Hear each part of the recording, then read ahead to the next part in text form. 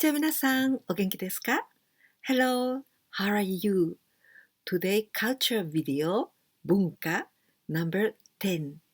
And I'd like to talk about kanji in country's name, but foreign country's name. So it's quite strange, but I'm going to explain you why we sometimes use kanji in foreign country's name. You know that kanji has got meaning. Each character has got meaning. But we use ateji. Ateji, it means like assigned characters. So it especially, it's just only for the phonetic sound. So when we use ateji, this kanji in ateji, we don't care about meaning. So we ignore the meaning and only for the sound of this kanji, and we put this one here, this one here. So this is ateji. So this is only for the because of the phonetic sounds, not for the meaning. At first, I'm gonna talk about 歴史, history, because you might think, well, from when Japanese people use kanji to describe foreign country's name. But actually, it's not like this. It means from when we abandoned, we don't use kanji for the foreign country's name. So it's quite different. Well, in Muromachi 時代, Muromachi period, Muromachi era, that was from 1336 till 1573. In this period, the first Spanish people or Portuguese people came to Japan in 1549 because they wanted Japanese people to change to become a Catholic. But anyway, we didn't become the Catholic. But then the first Spanish people came to Japan in that period. And in that period, there was no other way to describe this, for example, Spanish people, in no other way to write just in kanji. So they used ateji for their sound. Because in this period, there was katakana, because last week I talked about katakana, the history of katakana. But do you remember that katakana was born by Buddhist monks just in order to simplify the kanji. So it is easier, it is more quick to write kanji. So this was katakana, the first. We didn't have so many foreign language that we used in Japan in this period. So there was no other way to write, for example, Spain or Portugal in katakana. So we used ateji, this kind of kanji.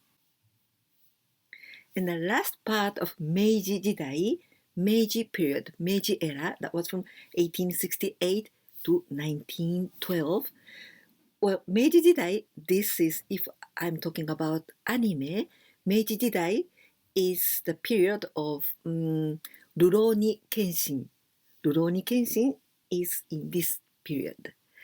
In the last period of this Meiji 時代, we stopped using this kind of ateji in foreign countries' name. And in Taisho 時代, after this, 1912 till 1926, this Taisho 時代 period, Taisho or Taisho era, and this is in talking about in anime, this is the period of Kimetsu no Yaiba. Kimetsu no Yaiba happens in this period. But in this period, there are lots of foreigners in Japan. So we stopped using this kind of ateji for the foreign country's name. But we began using katakana to say the foreign country's name in Taisho 時代. I'm going to show you some examples. The first one, maybe you can read in katakana, the blue one, America. When we say America, we refer the United States of America, America. And the kanji, the first one a, and the second one, this one in onyomi we can. This is kome. This is rice. But in onyomi we can pronounce bei or mei, and this one di ka. So that maybe the first Japanese people listen to like that, America, America. So mei like this. So for the America, America, we use this kanji. So if I want to say, if we say all with only one kanji, we use this rice, kome rice, bei, and beikoku. This is the country. Beikoku, like the rice country. It means United States. Beikoku. And even nowadays, we use this bei, for example, to say beigun, beigun. Well, gun, this is army, troop. Bei, it means United States, America, right? So beigun, it means the U.S. Army Forces. Beigun. The next, イギリス. イギリス. Igiris, it means the Great Britain or England. So both Igiris. In the first, Japanese people thought these kanjis for ateji to explain England. This one. And if we only use the one kanji, we use this one, the first one. So A, and we pronounce A, koku. Koku or kuni, this is the country.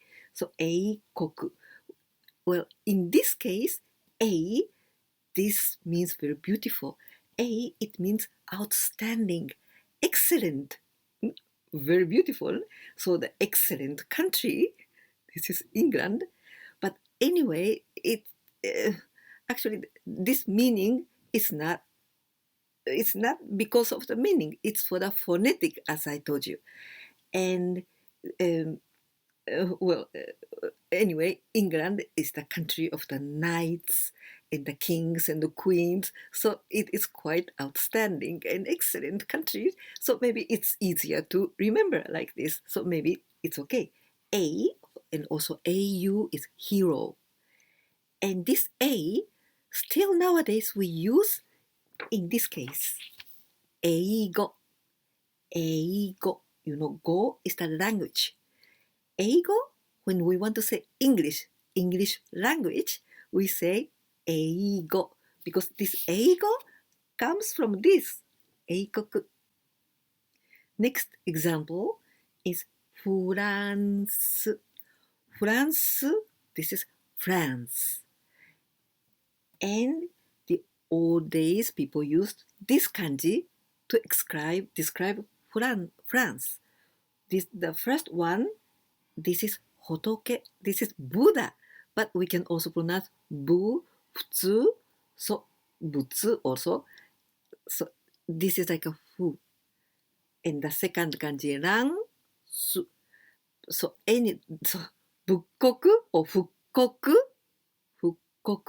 this means the Buddha country. But you know, France, it's not a Buddha country. So they are not usually Buddhists, right? So there's no meaning of this kanji, but only for the sounds, the first, this hotoke, that we pronounce also futsu, fut. This is similar to France, France, because we don't have F sound. France, not France, right? So this is why we use this kanji of Buddha to describe France. But nowadays we don't use this one.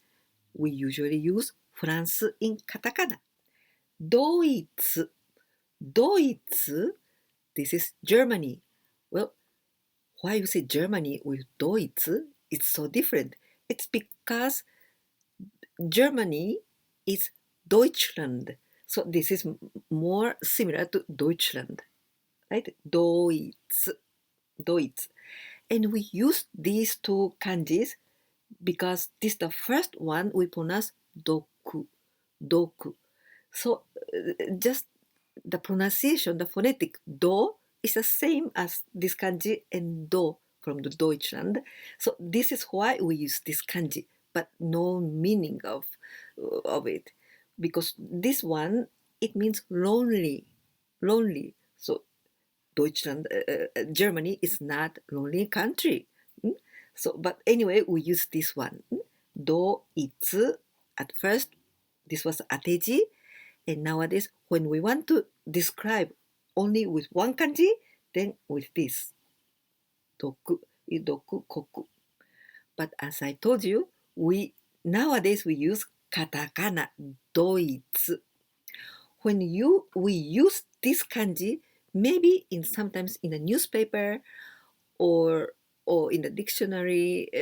For example, if I want to say Japanese German dictionary, Japanese German dictionary, this is very long, so we can say only nichi. This comes from Nihon, nichi, kanji nichiyobi, nichi doku jisho. Jisho means dictionary. Nichi doku, it means Japanese German. So this way, it is much shorter. Like this, we may use, but when we want to talk about, oh, I'm going to Germany. So, 私はドイツへ行きます。But with katakana. Spain. Spain. This is Spain. But anyway, this kanji, we cannot read Spain with this kanji. But the origin, it is from Chinese language. It is said that in Chinese, they write like this, but I'm not sure. I don't know Chinese. And we use only one kanji from this nishi, the west, in the country, the west country. Well, it's right because Japan is the eastern country and Spain is very west country for us Japanese people. And it's true that, for example, in Japan, the sun rises up in the morning and it's very beautiful because Japan is like a sun rising country and the Spain is like a sunset in Spain. It's really, really beautiful because I saw this sunset in the south part of Spain, in Andalusia. The sun goes down to the sea and it's really beautiful. So beautiful as the sunrise in Japan, sunset in Spain is also fantastic. So this is okay to say the West country, Spain. Australia, Australia, Australia, Australia. And this was the ateji at first. But this one, the first one, this kanji is not anymore in use in Japan. So this is out of Joyo kanji. So we simplify without this sanzui, and this one is used to say Oshu. So this O, it means Australia.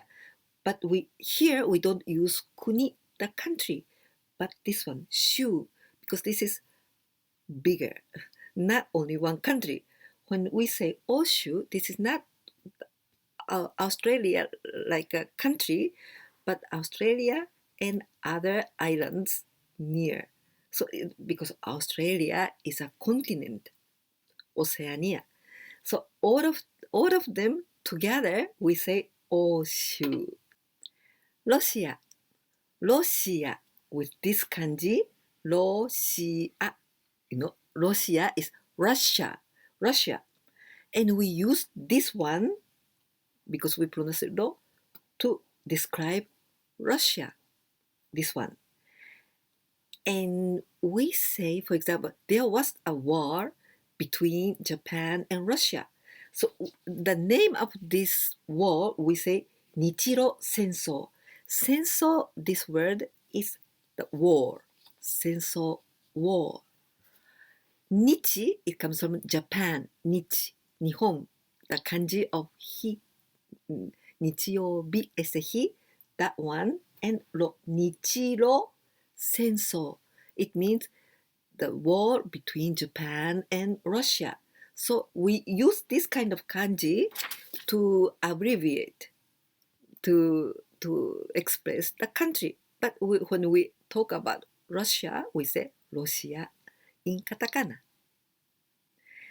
イタリア、イタリア、イタリー、イタリー、イタリ、these are the ateji of kanji. And we say only this one, the first kanji I, when we want to describe about Italy with this one. オランダ、オランダ、オランダ. This is the kanji, ateji from Holland. Holland is Netherlands, but it's like a Holland, Holland. So Holland. Well, I say ora, la, maybe this is more like R sound. But anyway, our Japanese people, we can't distinguish very well about R and L. So I try to say, for example, Holland, Holland with L, but in Japanese, when I say Oranda, I'm not realizing if I'm saying with R or L. So it's just, I think it's between R and L sound, Oranda, Oranda. Well, anyway, it doesn't matter if you say with R or L, okay? Oranda. And this kanji, the red one, this is to describe Holland, Netherlands. Indo, Indo, this is India, India, the country India. Indo with this ateji, and I think this one, I saw it sometimes, this Indo, for example, Indo curry, so Indian curry, Indian curry. Yeah, I think I saw it with this kanji too. But and to describe India only with one kanji is use this one, the red one, okay?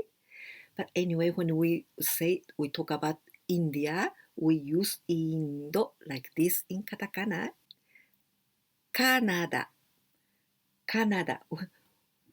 This is in kanji ateji, and it's easier to read in this one in kanji to ka, to kwaimasu ka, na, da. Well, this is also heavy, the serpent, but Canada. It's quite easy to read Canada. Canada. I made a mistake and I was writing in hiragana, but this Canada is, you must write in katakana like this. And this red one is used to describe Canada in just one kanji. But anyway, these kind of things, you don't have to learn it, because if you know your countries in katakana, well, it's okay. And also, we usually don't use this kind of kanji, only the words of these countries that I talked about, maybe you can see it. But the other countries we never use with kanji. Today we've learned about ateji, this kind of kanji that it doesn't have any meaning, but only phonetically we use to put some words, for example, some foreign countries' names like this. Did you like this video? Was it interesting? If so, please give me a like. And if you didn't subscribe my channel yet, please do it. And I hope you can share my videos with your friends, your families. That will help me a lot. 今日もここまで見てくださってどうもありがとうございます。ぜひチャンネル登録といいねボタン、そして私のビデオをお友達とシェアしていただけたらとても嬉しいです。ぜひぜひお願いいたします。じゃあまた会いましょう。バイバイ。